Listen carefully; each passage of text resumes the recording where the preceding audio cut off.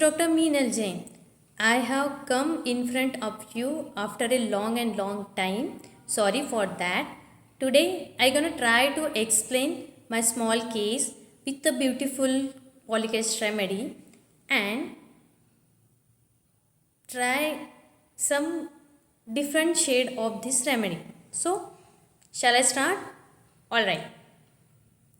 एक 2.5 साल के बच्चे को लेकर उसके पेरेंट्स मेरे पास आते हैं।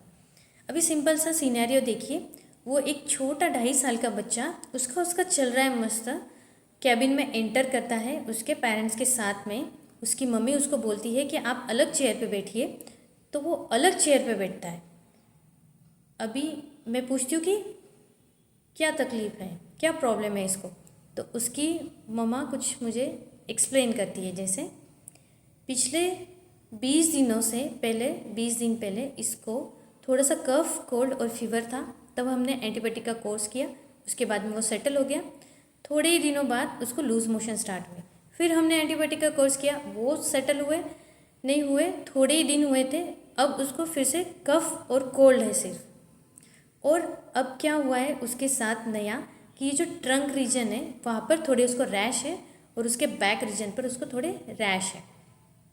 एक उन्होंने ट्यूब बताया, वो लैक्टोकैलमाइन का ट्यूब था। वो ट्यूब अप्लाई किया तो तुरंत उसको रिलीफ हो जाता था, पर थोड़े दिन बाद फिर से आ जाता है। अभी क्या हो गया ना, बहुत सारे एंटीहिस्टामाइन ड्रग्स दिए, ये किया, फिर भी उसको ठीक नहीं है। इसलिए हम लोगों ने सोचा कि होम्योपैथी ट्राई करके देखते हैं, स्किन के लिए अच्छी होती है इसलिए। तो अब ये पेरेंट्स इस बच्चे को लेकर मेरे पास आते हैं। उसके मदर से मैं सुनती हूँ और मैं उस बच्चे को अपने नज़दीक बुलाती हूँ। तो कॉन्फिडेंटली सिर्फ 2.5 साल का बच्चा मेरे पास ईजीली आता है, कोई डर रहा नहीं है, कुछ नहीं, ईजीली मेरे पास आता है। फिर मैं उसको नज़दीक लेती हूँ, थोड़ा करेज करती हूँ, उसको पूछती हूँ। सिंपल सा कन्वर्सेशन स्टार्ट करना रहता है, इसलिए मैं उसका नाम पूछती हूँ, उसकी एज पूछती हूँ, वो क्या करता है, ऐसे जस्ट उसको क्या उसको पसंद है खेलने में वगैरह, उसकी थोड़ी मजाक करती हूँ। तो उसका प्रॉपरली वो नाम बताता है, उसका एज भी बताता है। उसके बाद में फिर मैं थोड़े से ग्लोबल्स लेके उसके मुंह में डालने की कोशिश करती हूँ, तो ग्लोबल्स भी अच्छे से खा लेता है। कोई फियर नहीं, यहाँ मेरा जो फियर का फंडा होता है वो फ्लॉप जाता है कि उसकी जो फियर इंजरी है मैं निकालने की कोशिश कर रही हूँ, पर कुछ फियर जैसा है ही नहीं उसको। फिर उसके बाद फिर मैं उसको मेरे नज़दीकी बैठा के रखती हूँ।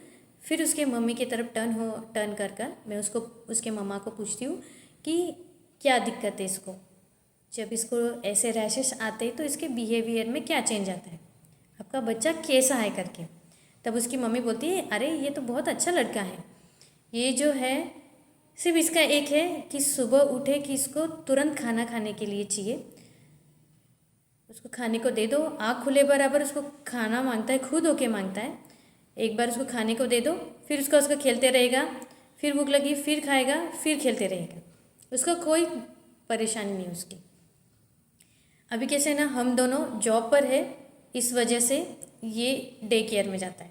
अब मुझे समझता है कि ये डे केयर में जाता है। फिर मैं उसकी तरफ टर्न होती हूँ, उसको कुछ क्वेश्चन पूछे, बेटा डे केयर में कैसे हो आप, क्या खेलते हो वहाँ पर, क्या गेम्स आपको पसंद है, ऐसे कुछ कन्वर्सेशन स्टार्ट करती हूँ।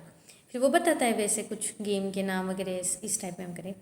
फिर अब उसकी मम्मी बोलती है कि जब अभी कैसे दिन भर डे केयर में जाता है, रात को शाम को जब घर पर आता है तो फिर इसको मैं या उसके पापा ही लगते हैं, इसके बिना वो ज़्यादा किसी के पास जाता नहीं है।